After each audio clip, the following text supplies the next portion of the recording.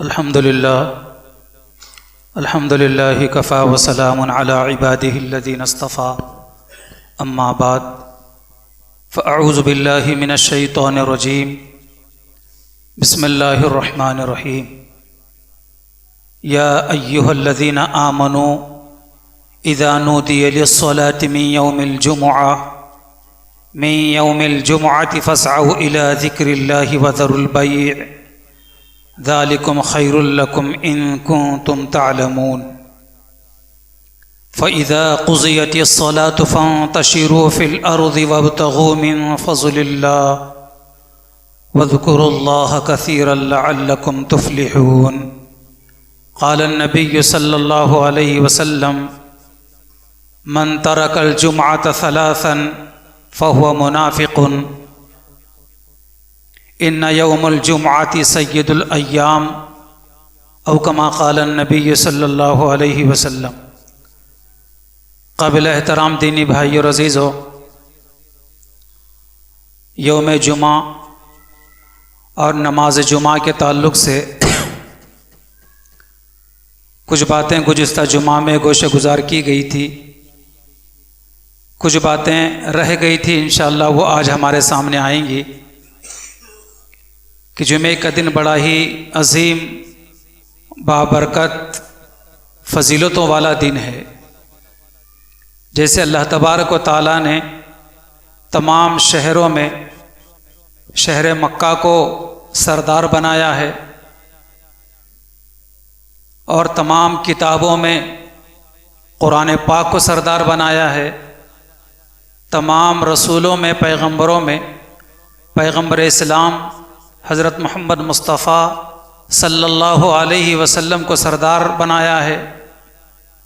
इसी तरह तमाम दिनों का सरदार जुमे के दिन को बनाया गया है कि इन्ना यौमुल जुमुअति सय्यदुल अय्याम, के बेशक जुमा का दिन तमाम दिनों का सरदार है। जैसे पिछले जुमे में भी ये बतलाया था मैंने कि ईद उल फितर और ईद उल अज़हा से बढ़कर जुमे के दिन की फजीलत है। ईद की नमाज तो वाजिब है, लेकिन जुमे की नमाज फ़र्ज़ है, बल्कि दीगर और फ़र्ज़ नमाजों में जुमे के दिन के नमाज की ज़्यादा ताकीद आई है।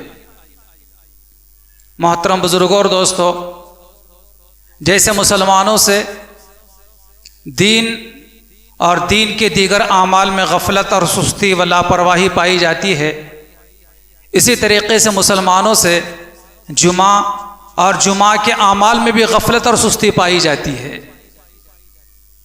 खुदा करे कि ये बातें सुनने के बाद और ये बातें हमारे मालूमात में आने के बाद हमारी गफलत दूर हो जाए और हम सही माना कर जुमे की कदर करने वाले बन जाएं। अल्लाह तबारक व तआला ने हफ्ते में एक दिन हज़रत मूसा अलैहिस्सलाम की कौम को भी दिया था और हज़रत ईसा अलैहिस्सलाम की कौम को भी दिया था, लेकिन उन लोगों ने उस दिन की नाकदरी की, जिसकी वजह से अल्लाह तबारक व तआला ने उन कौमों पर सूरतों के मस्ख़ करने का अज़ाब नाजिल किया था। और अगर हम भी जुमे के दिन की जैसे कदर करनी चाहिए, जैसी उसकी अज़मत व फजीलत से वाकिफ़ होकर उसकी बरकतों से मालामाल होना चाहिए, इसमें अगर हमने गफलत की तो अल्लाह तबारक व तआला हमारे बातिन को तारिक बना देंगे। अल्लाह ताला हमारी हिफाजत फरमाए। मोहतरम बुजुर्गों और दोस्तों, कुरान मजीद की 114 सूरतों में मुस्तकिल एक सूरत सूरह जुमा है,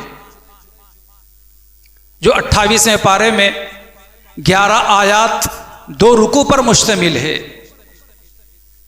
कभी फुर्सत मिले और हमारे घर में तर्जुमा कुरान अगर मौजूद हो तो एक मरतबा शुरू से लेकर आखिर तक और ख़ास तौर पर दूसरा रुकू सूरह जुमा का पढ़कर देखें तो कैसे अल्लाह तबारक व तआला ने उसके अंदर जुमा और जुमे की अज़मत को बयान फरमाया है और उसकी अहमियत को जतलाया है, वो बातें हमारे इल्म में आएंगी। नबी करीम सल्लल्लाहु अलैहि वसल्लम का मुबारक ज़माना था। जैसे आज हमारे पास जुमे की नमाज बाद में होती है और खुतबा पहले होता है, और ईदैन के दिन खुतबा पहले होता है और नमाज बाद में होती है। लेकिन इस्लाम के इब्तिदाई दौर में खुतबा नमाज के बाद हुआ करता था। एक मर्तबा नबी करीम सल्लल्लाहु अलैहि वसल्लम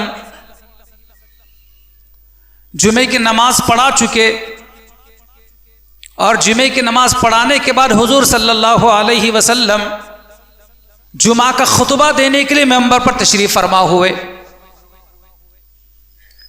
उस जमाने के अंदर मदीने मुनव्वरा के अंदर खाने पीने की चीज़ों के गल्ले व अनाज की बड़ी किल्लत हुआ करती थी, बड़ी कमी हुआ करती थी। मौका ब मौका तिजारती काफ़िले मदीने मुनव्वरा में आया करते थे, और जैसे ही मदीने मुनव्वरा में तिजारत के काफ़िले आया करते थे तो ऐलान हुआ करता था कि लोगों फलां साहब का तिजारती काफ़िला आया हुआ है, अपनी अपनी ज़रूरत की चीज़ें आओ और लेकर जाओ। जुमे का दिन था, हुजूर सल्लल्लाहु अलैहि वसल्लम खुतबा देने के लिए नमाज के मेंबर पर तशरीफ फरमा हुए कि अचानक ऐलान हो गया कि लोगों, मदीने मुनव्वरा के अंदर दहियाए कल्बी का काफिला आया हुआ है। दहियाए कल्बी उस वक्त तक मुसलमान नहीं हुए थे, और ताजिरों में दहियाए कल्बी का ऐसा काफिला था कि अहले मदीना की सारी ज़रूरत की चीज़ें वो लेकर आया करता था। जिन जिन चीज़ों की ज़रूरत शहरियाने मदीना को हुआ करती थी, वो तमाम ज़रूरत की चीज़ें लेकर वो आया करता था। हुजूर खुतबा दे रहे हैं, अचानक ऐलान हो गया मस्जिद के बाहर शहर में कि दहियाए कल्बी का काफिला आया हुआ है, लोगों जल्दी आओ और अपनी ज़रूरत की चीज़ें खरीद कर ले जाओ।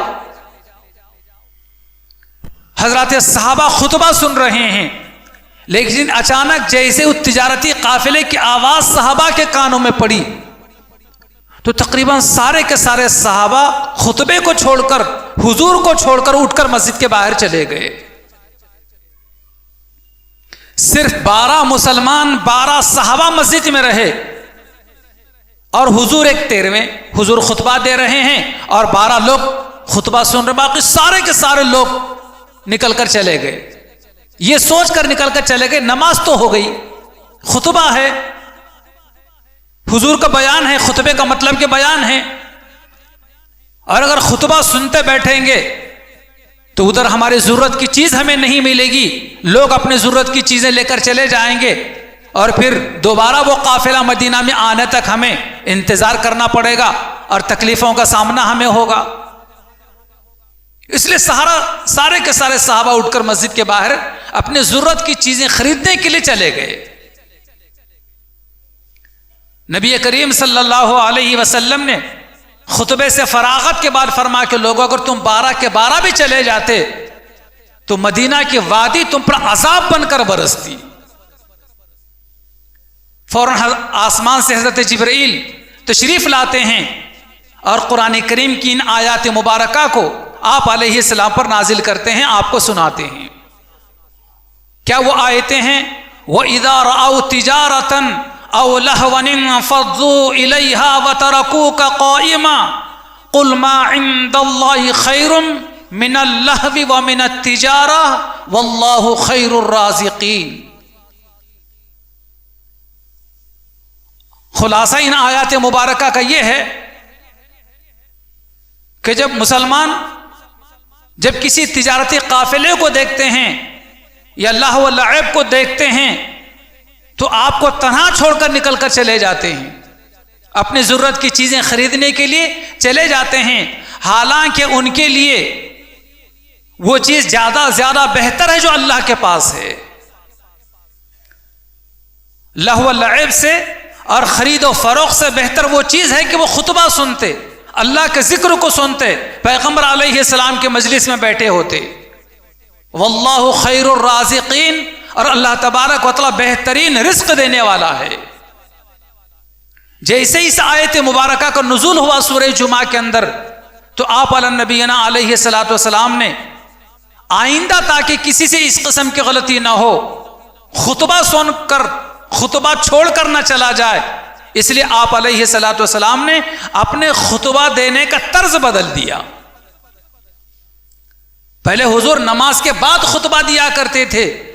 ये आयत मुबारका के नाजिल होने के बाद, ये लोगों के खुतबे के दौरान उठकर चले जाने वाले का वाक़या पेश आने के बाद आप अलैहिस्सलातु वस्सलाम नमाज से पहले खुतबा देने लगे और उसके बाद नमाज पढ़ाने लगे, जैसे कि आज तक होता है और क़यामत तक होता रहेगा।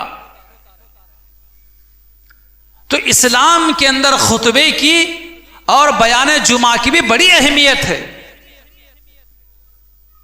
कि हफ्ते में एक मर्तबा दीन की, शरीयत मुस्तफ़ा की, कुरान और हदीस की अच्छी और मुफीद बातें हमें सुनने का मौका मिलता है। हर खुशी के मौके पर अल्लाह तबारक व तआला इस चीज को रखा है, बयान को और खुतबे को। चाहे शादी ब्याह का मौका हो, चाहे ईद उल फित्र का मौका हो, चाहे ईद उल अज़हा का मौका हो, चाहे जुमे का मौका हो। साल में जैसे 2 ईदें आती हैं मुसलमानों के लिए, मुमिनीन के लिए, तो जुमे के दिन को भी ईमान वालों के लिए हफ्ते की ईद फरमाया गया है। यौमुल जुमुआती ईदुल मुमिनीन, कि जुमा का दिन ईमान वालों के लिए ईद का दिन है। मोहतरम बुजुर्गों और दोस्तों, इससे पहले के आयत मुबारका में जैसे गुज़िश्ता जुमा में उसकी तशरीह की गई थी कि या अय्युहल्लज़ीना आमनू इज़ा नूदिया लिस्सलाति मिन यौमिल जुमुआ, कि ए ईमान वालो, जब जुमे के दिन तुम्हें जुमे की नमाज के लिए बुलाया जाए, फसअउ इला ज़िक्रिल्लाह, तो तुम अल्लाह के जिक्र के तरफ, यानी अल्लाह के घर के तरफ जुमे के नमाज के लिए जल्दी से आ जाओ। वज़रुल बैअ, अपने कारोबार को, बिजनेस को, तिजारत को छोड़ दो। मालूम है कि जुमे के दिन अजान के साथ हमारी सारी मसरूफियात, सारी मशगूलियात बंद हो जाना चाहिए।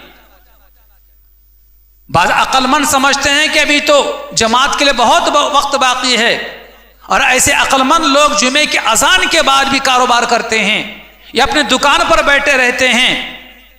तो याद रखना, ये उनका दुकान पर बैठे रहना, खरीद और फरोख्त करना, बेचना या दूसरों से सामान लेना नाजायज और हराम है। और अल्लाह तबारक व तआला ने ऐसे कारोबार में बिल्कुल बरकत नहीं रखी है जो अजान के बाद किया जाता है।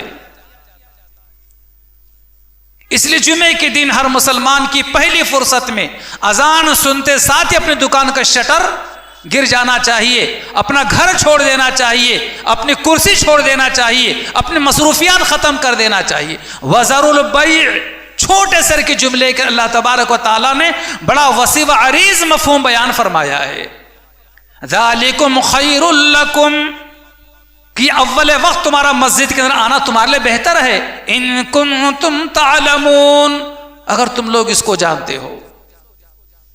हाँ, जब नमाज से फरागत हो जाएगी, फ़इज़ा क़ुज़ियतिस्सलातु फ़ंतशिरू फ़िल अर्ज़, जब तुम नमाज से फारिग हो जाओ, नमाज अदा कर चुको, तो फिर अब जमीन में फैल जाओ। फ़ंतशिरू फ़िल अर्ज़ वब्तग़ू मिन फ़ज़लिल्लाह, और अल्लाह के फजल को तलाश करो। मतलब यह है कि अल्लाह का फजल रुपये पैसों की शक्ल के अंदर, कारोबार की शक्ल में, तिजारत की शक्ल के अंदर, मेहनत और मजदूरी की शक्ल के अंदर जो तुम्हें हासिल होता है, उसकी तलाश में, उसमें मसरूफ होने के लिए मुंतशिर हो जाओ।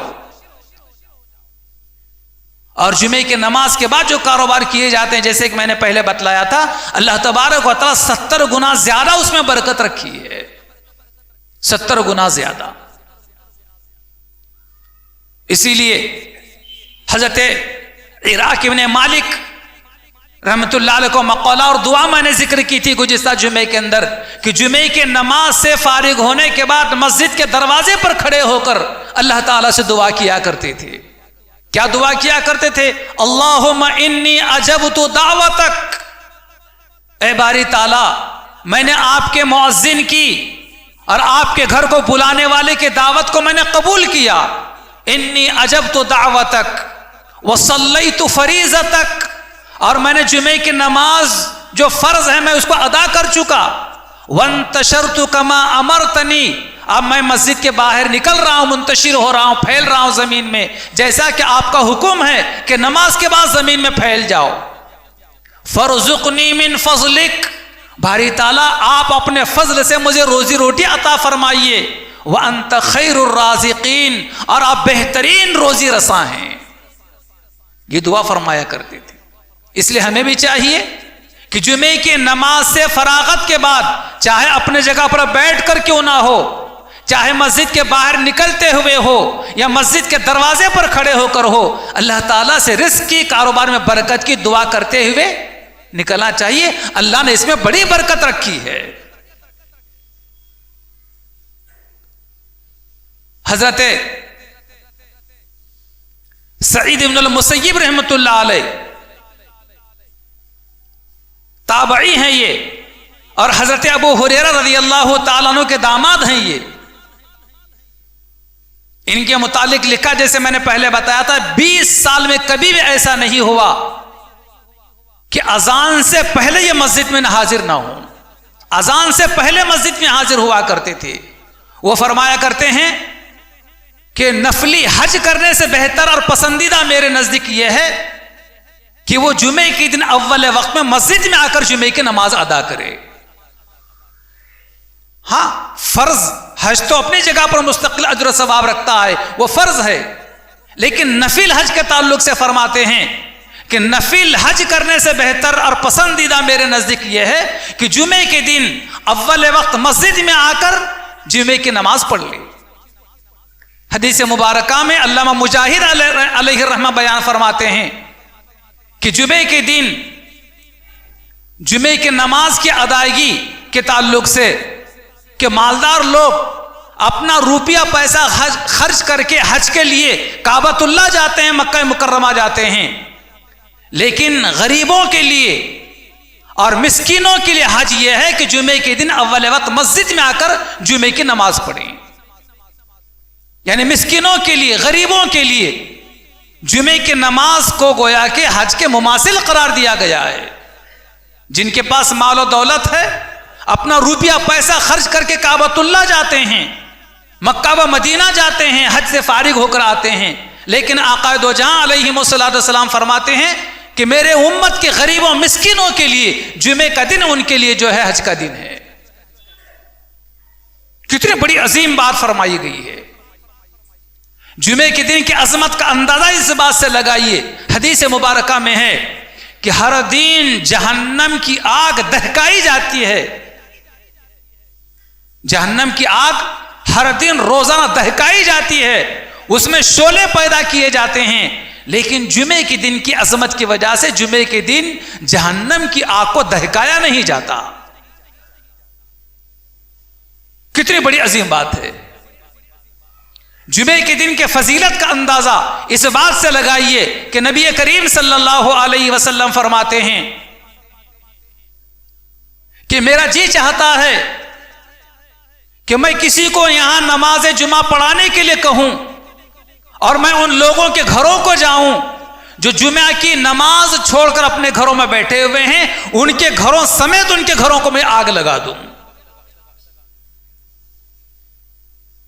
आज उम्मत का कितना बड़ा तबका है जो साल में 2 ही नमाजें अपने ऊपर वाजिब समझता है, जुमे की नमाजों को भी नहीं आते। बेशुमार लोग हैं, ईद की नमाज तो वाजिब है, लेकिन जुमे की नमाज की अजमत और फजीलत उससे ज्यादा है। जुमे की नमाज छोड़कर कितना बड़ा तबका अपने घरों में बैठा हुआ है, अपने कारोबार में मसरूफ है, अपने रोज मजदूरी में लगा हुआ है। और मैं कोई छोटी मोटी किताब के कोई ज़ईफ हदीस बयान नहीं कर रहा हूं। अहादीस की किताबों में सबसे मोतबर तरीन किताब बुखारी के बाद जिस किताब का नंबर है, मुस्लिम शरीफ की रिवायत है ये, कि मेरा जी चाहता है, हुजूर फरमाते हैं, मेरा जी चाहता है कि मैं मेरे जगह पर किसी दूसरे को नमाज पढ़ाने के लिए कहूं और मैं बस्ती में जाकर उन लोगों के घरों को आग लगा दूं जो जुमे की नमाज छोड़कर अपने घरों में बैठे हुए हैं। अल्लाहु अकबर। अल्लाह ताला हमारी हिफाजत फरमाए और अल्लाह ताला हमारे गफलतों को दूर फरमाए।